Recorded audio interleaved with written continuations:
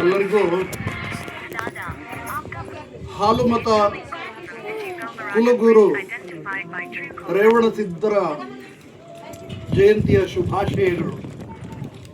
ರೇವಣಸಿದ್ದೇಶ್ವರರು ಹಾಲುಮತ ಪರಂಪರೆಯ ಬಹಳ ದೊಡ್ಡ ಸಂಸ್ಥಾಪಕರು. ರೇವಣಸಿದ್ದರ ಸರೂರು ಶಾಂತ ಸಿಂಹಾಸನಾಧೀಶ ಕುಲಗುರು ರೇವಣಸಿದ್ದರ ಪೀಠದ ರೇವಣಸಿದ್ದೇಶ್ವರರು ಸ್ವಾಮೀಜಿಯವರು ನಮ್ಮ ಜೊತೆಗೆ ಇವತ್ತು ರಾಮನಗರ ಜಿಲ್ಲೆ ಅವ್ವೇರಳ್ಳಿಯ ಶ್ರೀ ರೇವಣಸಿದ್ದೇಶ್ವರ ಬೆಟ್ಟ, SRS ಬೆಟ್ಟ ಅಂತ ಏನಿದೆ, ಆ ಬೆಟ್ಟದ ನೆತ್ತಿ ಮೇಲೆ ನಾವು ಇವತ್ತು ನಿಂತಿದ್ದೇವೆ. ಈ ರೇವಣಸಿದ್ದರ ಪೀಠ ನಮ್ಮ ಗುರು ರೇವಣಸಿದ್ದರು ದೇಹತ್ಯಾಗ ಮಾಡಿದಂತಹ ಕಟ್ಟಕಡೆಯ ನೆಲೆ. ಅವರು ಏನು ಬಿಜಾಪುರ ಜಿಲ್ಲೆ ಮುದ್ದೇಬಿಹಾಳ ತಾಲೂಕು ಸರೂರು ಮೂಲದಿಂದ ಕೊನಲುಪಾಕಿ ಅಥವಾ ಕೊಲ್ಲಿಪಾಕಿಗೆ ಹೋಗಿ ಅಲ್ಲಿ 18 ಕುಲಗಳಿಗೆ ಮಠಗಳನ್ನ, ಗುರುಪೀಠಗಳನ್ನ ಸ್ಥಾಪಿಸಿ ಶಿಷ್ಯ ಗಣಗಳನ್ನ ಹೊಂದಿ ಮತ್ತೆ ವಾಪಸ್ಸು ಅವರು ವಿಶ್ವ ಪರ್ಯಟನೆ ಮಾಡ್ತಾ ಹಾಲುಮತ ಮೌಲ್ಯಗಳನ್ನ, ಆದರ್ಶಗಳನ್ನ, ಆಶಯಗಳನ್ನ ಜಗತ್ತಿನಾದ್ಯಂತ ಹೇಳ್ತಾ ಈ ಹಾಲುಮತ ಸಮುದಾಯ ಏನಿದೆ ಆ ಸಮುದಾಯದ ಒಬ್ಬ ಸಾಂಸ್ಕೃತಿಕ ದಾರ್ಶನಿಕ ನಾಯಕರಾಗಿ ಈ ಲೋಕದ ಉದ್ಧಾರಕ್ಕಾಗಿ ಅವರು ಶ್ರಮಿಸ್ತಾ ಗುರು ಮಾದಾರ ಮರುಳಸಿದ್ದ ಏನಿದ್ದಾರೆ ಅವರನ್ನ ಶಿಷ್ಯನನ್ನಾಗಿ ಪಡೆದು ಆ ಮಾದಾರ ಮರುಳಸಿದ್ದನನ್ನ ಕರೆದುಕೊಂಡು ಇಲ್ಲಿಗೆ ಬಂದು ಇಲ್ಲಿ ಅವರು ಗುರು ಮರುಳಸಿದ್ದರು ಮತ್ತು ಮರುಳಸಿದ್ದರ ಗುರುಗಳಾದಂತಹ ಶ್ರೀ ರೇವಣಸಿದ್ದರು ಇಲ್ಲಿ ದೇಹತ್ಯಾಗ ಮಾಡುತ್ತಾರೆ. ಅವರು ದೇಹತ್ಯಾಗ ಮಾಡಿದ ನೆಲೆಯಲ್ಲಿ ನಾವಿದ್ದೇವೆ. ನಂತರದ ಕಾಲದಲ್ಲಿ ಏನಾಯಿತು, ಮರುಳಸಿದ್ದರು ಲಿಂಗಧಾರಣೆ ಮಾಡಿಸಿ ತಳ ಸಮುದಾಯಗಳಲ್ಲಿ ವಿಶೇಷವಾಗಿ ಮಾದಿಗರಿಗೆ ಅವ್ರನ್ನ ವಿಶ್ವಬಂಧು ಮಾದಾರ ಮರುಳಸಿದ್ದ ಅಂತಾನೆ ಕರೀತಾರೆ. ಗುರು ರೇವಣಸಿದ್ದರ ಶಿಷ್ಯ ಅವರು ಮಾದಾರರಿಗೆಲ್ಲ ಲಿಂಗಧಾರಣೆ ಮಾಡಿಸಿ ಮಾದಿಗ ಲಿಂಗಾಯತರು ಅನ್ನಿಸ್ಕೊಳ್ತಾರೆ. ಅರ್ಥಾತ್ ಅವರು ಏನು ನಮ್ಮ ಸಾಧು ಲಿಂಗಾಯತರು ಅಂತ ಏನು ಲಿಂಗಾಯತ ಸಾಧರು ಅಂತ ಹೇಳಿ ಸಾಧಲಿಂಗಾಯತರು ಅಂತ ಕರೀತಾರೆ. ಅವರೆಲ್ಲ ಮಾದರ ಮರುಳಸಿದ್ದನ ಮೂಲಕ ಮತ್ತೆ ಗುರು ರೇವಣಸಿದ್ದರ ಮೂಲಕ ಲಿಂಗ ದೀಕ್ಷೆ ಪಡೆದು ಸಾಧಲಿಂಗಾಯತರು ಅಂತ ಅನ್ನಿಸ್ಕೊಂಡ್ರು. ಮತ್ತೆ ರೇವಣಸಿದ್ದರು ನಮ್ಮ ಬಸವಣ್ಣನವರು ಏನಿದ್ದಾರೆ, ಲಕ್ಷದ ಮೇಲೆ 96,000 ವಚನಕಾರರು, 770 ಮಂದಿ ಅಮರಗಣಗಳು, ಅವ್ರಿಗೆಲ್ಲ ಒಂದು ನೇತಾರಿಕೆ ವಹಿಸ್ಕೊಂಡಿದ್ದಂಥ ಒಬ್ಬ ವಚನ ಚಳವಳಿಯ ಒಬ್ಬ ಆಧ್ಯಾತ್ಮದ ಅಂತರಂಗದಲ್ಲಿದ್ದಂಥವರು ಬಸವಣ್ಣನವರು. ಆ ಬಸವಣ್ಣನವರಿಗೂ ಪೂರ್ವಿಕರು ನಮ್ಮ ಗುರು ರೇವಣಸಿದ್ದರು. ಕಲ್ಯಾಣದ ಕ್ರಾಂತಿ ಏನು ನಡೀತು, ಆ ಕಲ್ಯಾಣ ಕ್ರಾಂತಿಯ ನಂತರದಲ್ಲಿ ಅಮರ ಕಲ್ಯಾಣವನ್ನ ಸ್ಥಾಪನೆ ಮಾಡೋದಕ್ಕೆ ಇದೇ ಪರಂಪರೆಯನ್ನ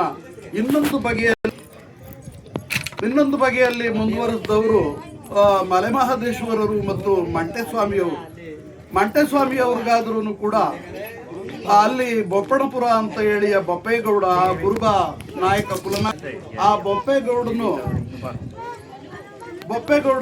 ಕುರಿಕೊಟ್ಟಿಗೆಯನ್ನ ಕೊಟ್ಟು ಆ ಕುರಿಕೊಟ್ಟಿಗೆಯಲ್ಲಿ ಮಂಟೆಸ್ವಾಮಿಯವರು ಮಠಮನೆ ಚಂದ್ರಭಾವಿ ತೋಡಿಸ್ಕೊಂಡು ಅವರು ಅಲ್ಲಿ ಗಾಯವಾಗ್ತಾರೆ. ಇದೇ ರೇವಣಸಿದ್ದೇಶ್ವರರ ಮುಂದುವರೆದ ಶಾಖೆ, ನೀಲ್ಗಾರ ಶಾಖೆ ಅಂತ ಹೇಳಿ ನಾವು ಕರೀತೇವೆ ಅದನ್ನು. ಮತ್ತು ಈ ಮರುಳಸಿದ್ದರು ಉಚ್ಚಿನಿ ಪೀಠ ಏನು ನೀವು ಕೂಡ್ಲಿಗೆ ಅಂತ ಹೋದ್ರೆ ಅಂತ ಒಂದು ಉಜ್ಜಿನಿ ಪೀಠವನ್ನ ಗುರು ರೇವಣಸಿದ್ದರ ಆಶೀರ್ವಾದದಿಂದನೇ ಪ್ರಾರಂಭ ಮಾಡ್ತಾರೆ. ಅವರು ಕೊರಟಗೆರೆ ತಾಲೂಕಿನ ಸಿದ್ದರ ಬೆಟ್ಟ ಅನ್ನುವಂತ ಒಂದು ಊರು, ಸಿದ್ದರ ಬೆಟ್ಟ, ಅದನ್ನ ನಾವು ಬೂದಗವಿ ಅಂತ ಹೇಳಿ ಸಂಜೀವಿನಿ ಬೆಟ್ಟ ಹಿಂಗೆಲ್ಲ ಕರೀತೇವೆ. ಅಂತ ಬೆಟ್ಟದಲ್ಲಿ ಬಂದು ಅವರು ತಪಸ್ಸಾಧನೆ ಮಾಡ್ತಾರೆ. ಅಲ್ಲಿ ರೇವಣಸಿದ್ದರ ಒಂದು ಗವಿ ಸಿದ್ದರ ಬೆಟ್ಟದಲ್ಲಿ ಅದನ್ನ ಸಂಜೀವಿನಿ ಬೆಟ್ಟ ಅಂತಲೂ ಕೂಡ ಗಿಡಮೂಲಿಕೆಗಳಿಗೆ ತುಂಬಾ ಪ್ರಸಿದ್ಧ ಜಾಗ. ಅದು ತುಮಕೂರು ಜಿಲ್ಲೆ ಕೊರಟಗೆರೆ ತಾಲೂಕಿನಲ್ಲಿದೆ. ಅದಾದ ನಂತರದಲ್ಲಿ ಅವರು ಎಲ್ಲಿಗೆ ಬರ್ತಾರೆ, ಇದೇ ಅವರ ಕಟ್ಟಕಡೆಯ ನೆಲೆ, ಮೂಲ ನೆಲೆ ಬಂದು ಸರೂರು. ಅವರ ಕಾರ್ಯಕ್ಷೇತ್ರ ಉತ್ಕರ್ಷಾವಸ್ಥೆ ತಲುಪಿದ್ದು ಕೊಲಿಪಾಕಿ ಅಥವಾ ಕೊನಲುಪಾಕಿ. ಮತ್ತೆ ಅವರು ಬಂದು ಕೊನೆಗೆ ಕಟ್ಟಕಡೆಗೆ ಅವರು ನೆಲೆಗೊಂಡಿದ್ದು, ದೇಹತ್ಯಾಗ ಮಾಡಿದ ಜಾಗ ಈ ತರದ ಒಂದು ಚರಿತ್ರೆ. ಇಂಥ ಚರಿತ್ರೆನಲ್ಲಿ ಕುರುಬರಲ್ಲೇ ಒಡೆಯರ್ ಅನ್ನಿಸ್ಕೊಂಡವರು ಲಿಂಗಧಾರಣೆ ಮಾಡಿಕೊಂಡು ಜಂಗಮರು ಅಂತ ಅನ್ನಿಸ್ಕೊಂಡು ಮತ್ತೆ ರುದ್ರಾಕ್ಷಿ ಮತ್ತೆ ವಿಭೂತಿ ಬಸಿತ ಹಣೆಗೆ ಎಲ್ಲ ಲಾಂಛನಗಳನ್ನು ಹೊಂದಿ ಇಷ್ಟಲಿಂಗ ಪೂಜೆ ಮಾಡ್ತಾ, ಅವ್ರು ಯಾರು ಕೂಡ ಉದ್ಭವ ಲಿಂಗಿಗಳಲ್ಲ, ಕಟ್ಟಿದ ಲಿಂಗವನ್ನ ಅಥವಾ ಇಷ್ಟಲಿಂಗವನ್ನ ಅವರು ಆರಾಧಿಸ್ತಾ ಚರಮೂರ್ತಿ ಗುರುಮೂರ್ತಿಗಳನ್ನ ಒಳಗೊಂಡು ಅವನ ಏನು ಕರಸ್ಥಲದಲ್ಲಿರ್ತಕ್ಕಂಥ ಲಿಂಗವನ್ನೇ ಅಲ್ಲೋಪ್ರಭು ಹೇಳುವಂತೆ ಒಂದು ಚಿತ್ಕಳೆ ಅಂತ ಆರಾಧಿಸಿಕೊಂಡು ಬಂದಂತಹ ಒಂದು ಜಂಗಮ ಸ್ವರೂಪಿ ವರ್ಗ ಇದು. ಈ ಒಡೆಯರ್ ಅನ್ನಿಸ್ಕೊಂಡಂಥವ್ರು ನಂತರದ ಕಾಲದಲ್ಲಿ ಅವರು ವೀರಶೈವ ಅಂತ ಹೇಳಿ ತಮ್ಮನ್ನ ಕರೆದುಕೊಂಡು ಪಂಚಾಚಾರ್ಯರು ಅನ್ನುವಂಥ ಅಯೋನಿಜ ಕಲ್ಪನೆಯ ಗುರುಗಳನ್ನ ಸೃಷ್ಟಿ ಮಾಡಿಕೊಂಡು ನಮ್ಮ ರೇವಣ ಸಿದ್ಧರನ್ನ ರೇಣುಕಾಚಾರ್ಯ ಅಂತ ಒಬ್ರು ಕರೆದುಕೊಂಡ್ರೆ ರೇವಣಾರಾಧ್ಯ ಅಂತ ಹೇಳಿ ಇನ್ನೊಬ್ರು ಕರೆದುಕೊಂಡ್ರು. ಅಂದ್ರೆ ಎರಡು ಹೆಸರುಗಳಲ್ಲಿ ನಮ್ಮ ರೇವಣ ಸಿದ್ಧರನ್ನ ಒಬ್ರು ರೇವಣಾರಾಧ್ಯ ಅಂತ ಕರೆದ್ರೆ ಮತ್ತೊಬ್ರು ರೇಣುಕಾಚಾರ್ಯ ಅಂತ ಕರೆದ್ರು. ಆದ್ರೆ ರೇವಣ ಸಿದ್ಧರು ಆರಾಧ್ಯ ಪರಂಪರೆಯವರು ಅಲ್ಲ, ಆಚಾರ್ಯ ಪರಂಪರೆಯೂ ಅವರಲ್ಲ, ಅವರು ಸಿದ್ಧ ಪರಂಪರೆಯವರು, ನಾಥ ಪರಂಪರೆಯವರು. ಈ ನಾಥ ಪರಂಪರೆ ಅಥವಾ ಸಿದ್ಧ ಪರಂಪರೆ ಚೌರಾಶಿ ಸಿದ್ಧರು, ನವನಾಥ ಸಿದ್ಧರು ಅಂತ ಬೌದ್ಧವಾದಿ ದಾರಿನಲ್ಲಿ ಬೌದ್ಧ ಏನು ವಜ್ರಯಾನ ಪಂಥ ಏನಿದೆ ಅಂತ ವಜ್ರಯಾನ, ಸರಹಪಾದ ಮತ್ತು ನಾಗಾರ್ಜುನ ಅಲ್ಲಿಂದ ಹೊಡೆದುಕೊಂಡು ಬಂದಂತಹ ಶಾಖೆ ಇದು.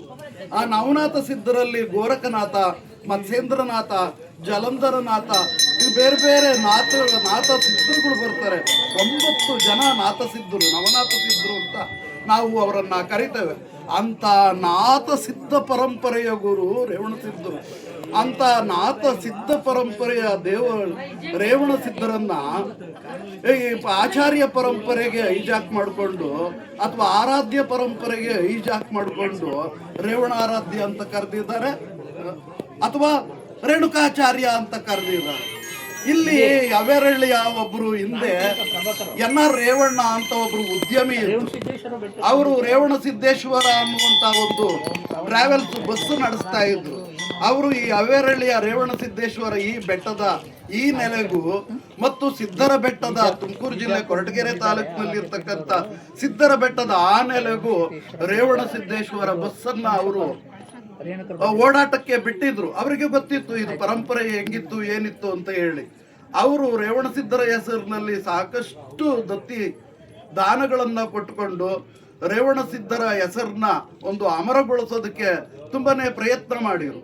ಇಲ್ಲಿರ್ತಕ್ಕಂಥ ಆಚಾರ್ಯ ಪರಂಪರೆಯ ಒಡೆಯರುಗಳು ಏನಿದ್ದಾರೆ, ಅವರು ಒಡೆಯರು ಮೂಲದಲ್ಲಿ ಕುರುಬರು, ಇವತ್ತು ಅವರು ವೀರಶೈವರು ಅನ್ನಿಸ್ಕೊಬಿಟ್ರು, ಆಚಾರ್ಯರು ಅನ್ನಿಸ್ಕೊಬಿಟ್ರು. ಆದರೆ ರೇವಣ ಸಿದ್ಧ ನಮ್ಮ ಕುಲಗುರು ಅಂತ ಹೇಳ್ಕೊಳ್ಳೋದಕ್ಕೆ ಸಿದ್ಧರಿಲ್ಲ, ಬದಲಾಗಿ ರೇಣುಕಾಚಾರ್ಯ ನಮ್ಮ ಗುರು ಅಂತ ಹೇಳ್ಕೊಳ್ತಾವ್ರೆ. ಅಯೋನಿಜ ಕಲ್ಪನೆಯ ರೇಣುಕಾಚಾರ್ಯ ಎಲ್ಲಿ ನಿಜವಾಗಿ ತಂದೆ ತಾಯಿಗಳಿಗೆ ಜನ್ಮಿಸಿದಂತಹ ರೇವಣ ಸಿದ್ಧರಲ್ಲಿ ಒಂದಕ್ಕೊಂದು ತಾಳಿಕೆಯೇ ಇಲ್ಲ. ಕರ್ಣದಲ್ಲಿ ಜನಿಸುವುದರುಂಟೆ ಜಗದೊಳಗೆ ಅಂತ ಕೇಳ್ತಾರೆ ಬಸವಣ್ಣನವರು. ಯಾರಾದರೂ ಕರ್ಣದಲ್ಲಿ ಹುಟ್ಟೋದುಂಟೇನಪ್ಪ, ಕಿವಿ ಒಳಗೆ, ಬೆನ್ನೊಳಗೆ, ಹಿಂಗೆಲ್ಲ ಬೇರೆ ಬೇರೆ ಅಂಗಗಳಲ್ಲಿ ಸುಮ್ಮನೆ ಹುಟ್ಟಕ್ಕೆ ಸಾಧ್ಯವೇ? ತಂದೆ ತಾಯಿ ಜನ್ಮ ಕೊಡಬೇಕು. ಹಾಗೆ ತಂದೆ ತಾಯಿ ಜನ್ಮ ಕೊಟ್ಟವರು ರೇವಣ ಸಿದ್ಧರು. ಉದ್ಭವ ಲಿಂಗ, ಸ್ಥಾವರ ಲಿಂಗ, ಲಿಂಗೋದ್ಭವ ಹಿಂಗೆಲ್ಲ ಹೇಳುವಂಥ ಕಾಲ್ಪನಿಕ ಸುಳ್ಳು ಪುರಾಣಗಳನ್ನು ಹೊಸೆಯಲಾಗಿದೆ. ಏನು ರೇವಣ ಸಿದ್ಧರನ್ನ ರೇಣುಕಾಚಾರ್ಯ, ರೇವಣಾರಾಧ್ಯ ಅಂತ ಮಾಡಿಕೊಂಡು. ಆದ್ರಿಂದ ಮಾನ್ಯ ಬಂಧುಗಳೇ, ಇವತ್ತು ನಮ್ಮ ಶಾಂತ ಸಿಂಹಾಸನಾಧೀಶ ಪೀಠದ ಸರೂರು ಶಾಂತ ಸಿಂಹಾಸನಾಧೀಶ ಮಠದ ಗುರುಗಳು ಶ್ರೀ ರೇವಣ ಸಿದ್ದೇಶ್ವರರು ನಮ್ಮ ಜೊತೆಗಿದ್ದಾರೆ. ನಾನು ನಿಮ್ಮ ಬಳಿ ಎಲ್ಲ ಪ್ರಾರ್ಥನೆ ಮಾಡೋದಿಷ್ಟೇ, ಆ ಥರದ ಅಯೋನಿಜ ಕಲ್ಪನೆಯ